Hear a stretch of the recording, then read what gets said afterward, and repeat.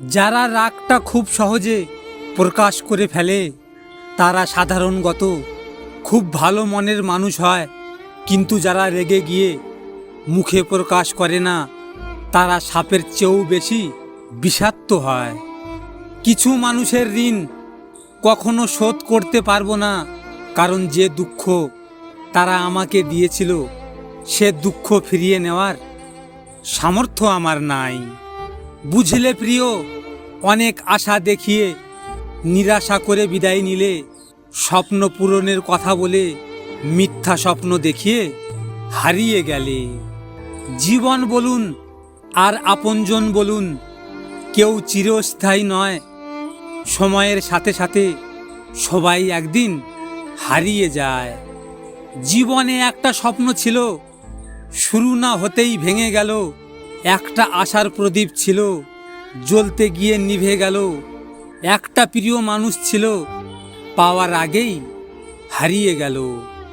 যে বোঝে না মায়ার টান, সে কি করে দিবে ভালোবাসার প্রমাণ? তিনটি উপদেশ সবসময় মনে রাখবেন। এক, কারো মনের এত গভীরে প্রবেশ করো না যেখান থেকে সে বের করে দিলে তুমি আশ্রয়হীন হয়ে পড়বে। দুই, কারো সাথে এত বেশি মনের কথা বলো না, যদি সে কথা বলা বন্ধ করে দেয় তাহলে তুমি বাকরুদ্ধ হয়ে যাবে। তিন, কারো মুখ পানে এত বেশি চেয়েও না, যদি সে মুখ ফিরিয়ে নেয় তাহলে তুমি অসহায় হয়ে পড়বে।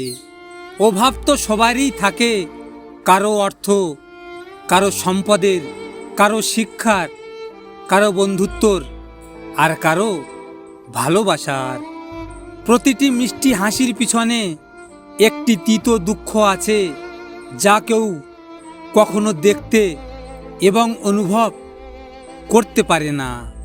তোমাকে পেয়ে ভেবেছিলাম হয়তো আর কোনো কষ্ট পাবো না, কিন্তু সেও বুঝিয়ে দিল ভালোবাসা সুন্দর, কিন্তু সবার জন্য না।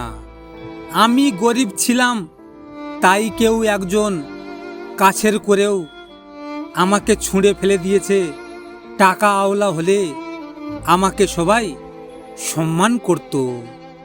আপনাদের যদি এই ভিডিওটি নিয়ে কোনো মতামত থাকে কমেন্ট করে জানাবেন।